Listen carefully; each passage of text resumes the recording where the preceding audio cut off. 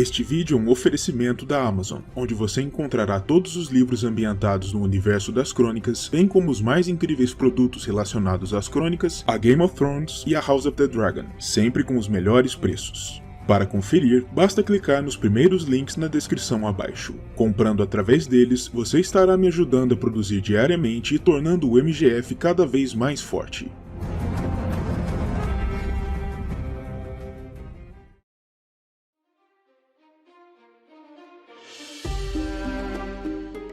Saudações a todos e sejam bem-vindos a mais um vídeo da playlist de teorias do canal.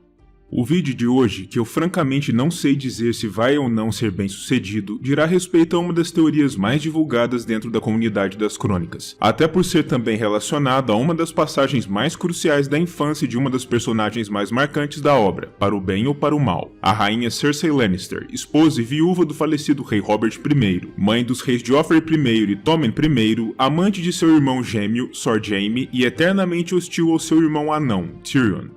Hoje, vamos discutir a respeito de qual seria o verdadeiro significado por trás da profecia do Valonqar, feita pela temível bruxa da floresta Maggie, a Han, durante uma das passagens mais antigas da vida de Cersei, uma atividade que começou de maneira inocente, mas que acabaria por marcar a psique da rainha por toda sua vida. Antes de mais nada, lembro a todos que, como acontece normalmente com os vídeos de teorias, spoilers do enredo das crônicas e de Game of Thrones são inevitáveis, e por isso, recomendo sempre o critério aos espectadores, e como de costume, peço que deixem seu like, que se inscrevam no canal, compartilhem o material com os amigos e considerem também contribuir de forma mais direta com o trabalho desenvolvido aqui, através do Pix, que é a forma mais eficiente pois burla a burocracia do YouTube, do botão valeu demais ou do clube de membros. Sem mais delongas, vamos explorar mais a fundo a vida da rainha regente de seu onipresente Valonqar. Antes de mais nada, acredito ser importante explicar a todos, especialmente aos menos familiarizados com as crônicas, o significado de tal palavra. Valonqar é uma expressão em alto valeriano, uma das poucas desenvolvidas diretamente por George Martin em pessoa, e significa irmão mais jovem. A expressão foi dita por Maggie, uma assustadora figura retorcida e enrugada vinda de algum lugar no Oriente, quando fazia profecia sobre o futuro da jovem Cersei, depois que ela e suas amigas foram até a Gruta da Velha Senhora, em busca de seus dons. A terrível profecia da velha bruxa sobre o futuro de Cersei falava sobre sua ascensão e queda como rainha, sobre seu casamento com o rei e sobre os filhos que ambos teriam, mas a parte que realmente nos interessa neste vídeo, a porção final, diz: "E quando suas lágrimas a fizerem secar, o Valonqar enrolará suas mãos em torno de sua garganta branca pálida e a esganará até matá-la." Obviamente, essa profecia deve ter assustado a jovem menina, que mesmo destemida naquele momento, dizendo a Maggie que ela não passava de uma rã mentirosa e que ela não acreditava em uma só palavra, continuou com isso em sua mente durante muito tempo após o fato, em especial por não fazer ideia do que a palavra significava naquele momento. A compreensão só veio quando a septã a serviço no rochedo, Saranella, lhe explicou o significado da palavra, quando inquirida. Quando Cersei descobriu o significado do termo e entendeu a profecia como um todo, ela imediatamente se convenceu de que o tal Valonqar só poderia ser um dentre seus dois irmãos, o anão retorcido de 3 anos Tyrion, ao qual ela odiava por ter sido responsável por ceifar a vida de sua amada mãe, Lady Joanna, durante seu parto.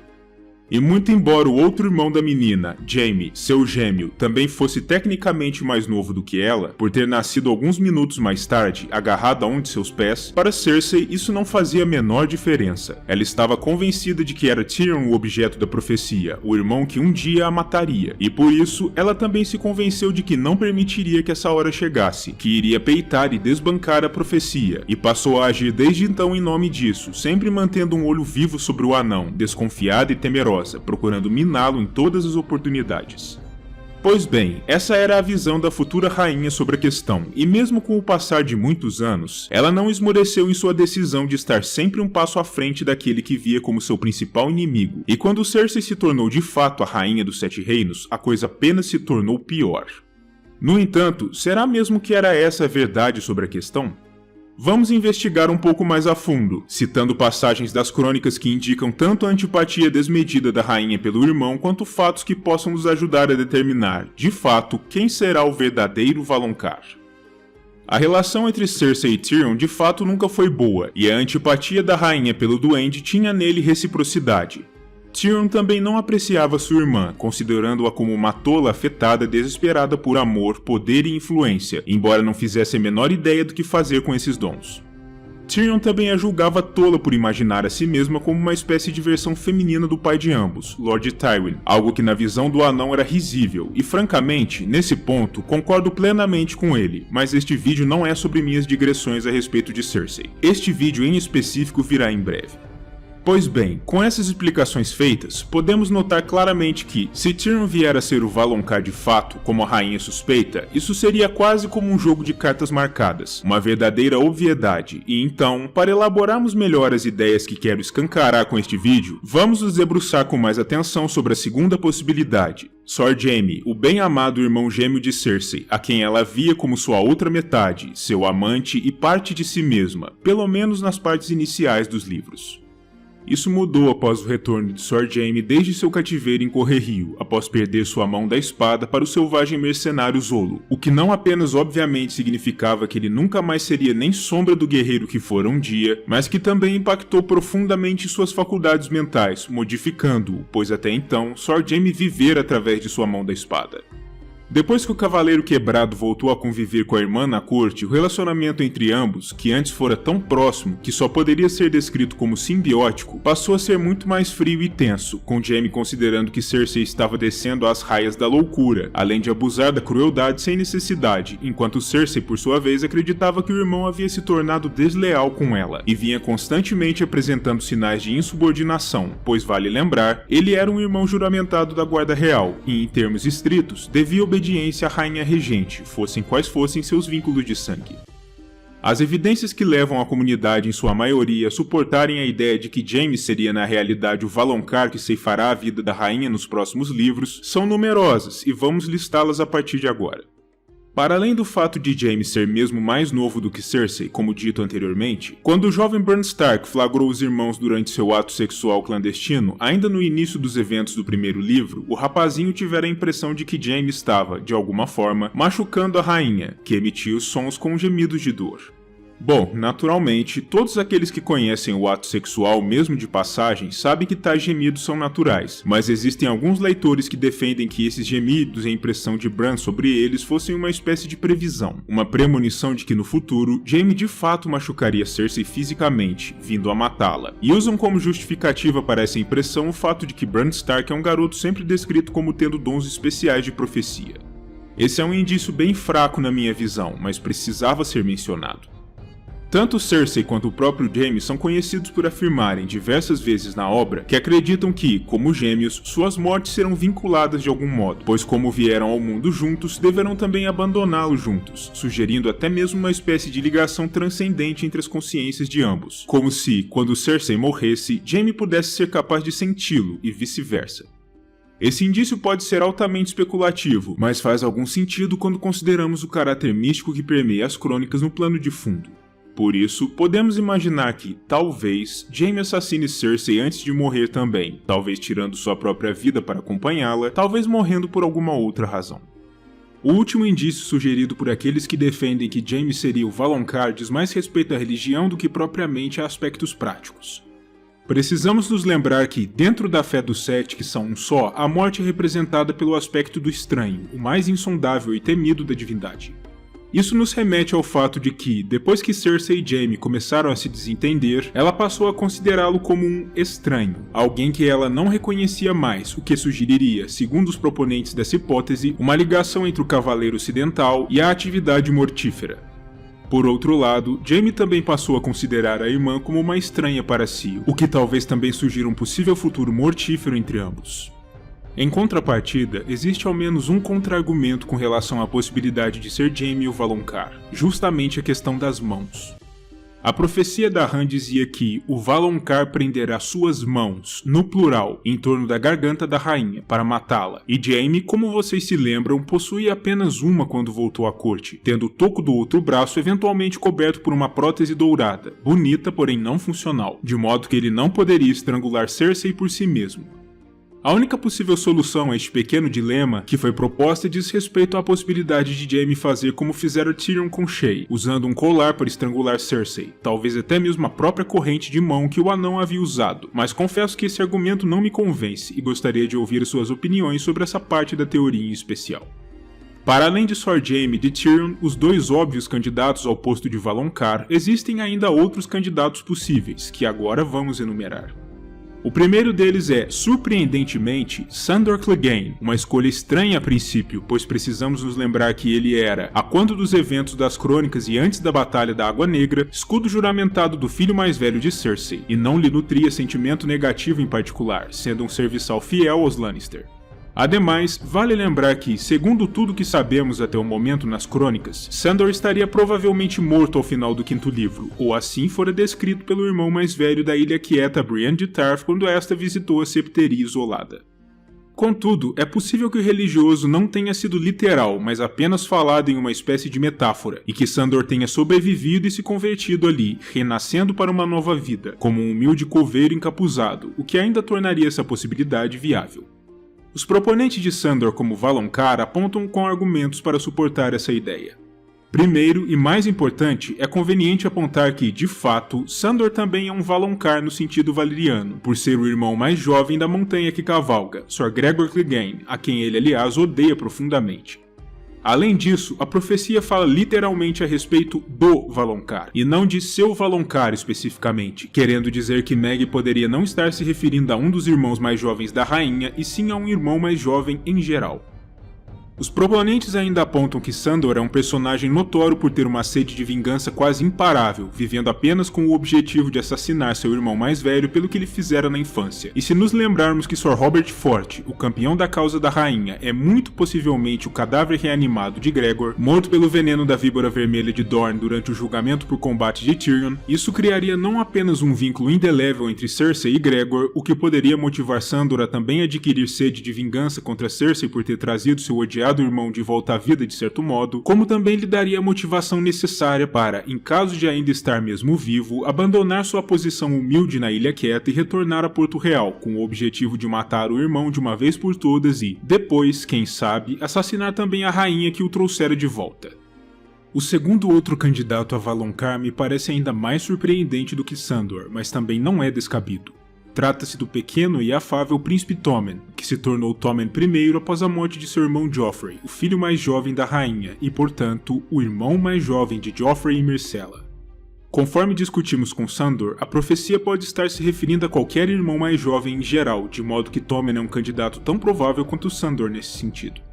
Além disso, os proponentes de seu nome dizem que Meg, tendo respondido às perguntas da pequena Cersei de má vontade, lhe advertiu sobre a profecia do Valonqar logo após sua pergunta sobre quantos filhos ela teria de forma proposital, sugerindo que a pergunta sobre os filhos e a profecia tinham ligação.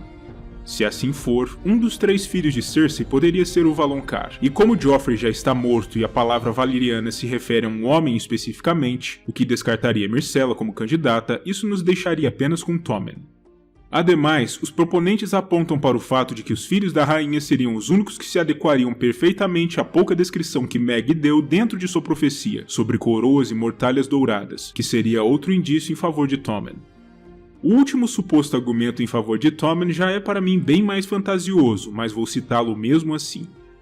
Ele propõe que, como Meg disse que os filhos da rainha morreriam antes de o Valonqar matá-la, se a identidade do Valonqar for mesmo Tommen, ele não apenas matará Cersei como fará depois de retornar ele mesmo dos mortos, talvez como um White a serviço dos outros em uma possível invasão à capital, e ainda dizem que isso pode ser algo provado pela predileção demonstrada até aqui dos mortos-vivos por matar por estrangulamento. Sim, é uma completa viagem, eu sei, mas vocês pediram por teorias, então aí está. A última possibilidade que quero abordar neste vídeo antes de encerrar, que é de longe a que menos me empolga no geral, é a de que o Valonqar não seja um homem, mas sim uma mulher. Como eu disse anteriormente, a palavra literalmente se traduz como irmão mais jovem, e já foi mostrada sendo aplicada nesse contexto na prática. No entanto, os apoiadores da hipótese de que o Valonqar possa ser uma mulher apontam para um outro famoso erro de tradução das antigas escrituras valerianas na obra. Conforme apontou o mestre Aemon Sam Tarly durante um de seus capítulos, o príncipe que fora prometido é uma lendária figura muito vinculada à casa Targaryen, e havia sido interpretado durante muito tempo como seguramente um homem, devido a um erro de tradução, mas com o tempo, o velho mestre se convenceu de que na realidade seria Daenerys Targaryen, uma mulher, a verdadeira princesa prometida na profecia. Nesse sentido, quero apontar especificamente uma única candidata mais viável no caso dessa interpretação ser correta: Arya Stark. Como sabemos, Arya era uma irmã mais jovem, tendo Robb e Sansa como irmãos mais velhos, além de Jon Snow, se formos considerá-lo, e ela incluiu o nome de Cersei em sua pequena prece de vingança durante a Guerra dos Cinco Reis, ou seja, a ela não faltariam razões para querer ver a rainha morta ou para se vingar dela pessoalmente. Além disso, Arya foi treinada como assassina pelos Homens Sem Rosto de Bravos, o que faria com que tivesse também os meios necessários para chegar até Cersei e executar sua vingança. Nesse sentido, aliás, vale relembrar uma pequena passagem em que Tyrion Lannister afirmou que desejava, um dia, ser rico o suficiente para enviar um homem sem rosto contra Cersei. Esse assassino sem rosto poderia bem ser Arya, o que apenas lhe daria ainda mais motivação para cumprir sua vingança. E por último, vale apontar de passagem as muitas vezes nas quais Arya foi confundida, durante o decorrer da obra, com um rapaz, algo que a exasperava, mas que ajudaria a dar força à sua candidatura à profecia mesmo sendo mulher.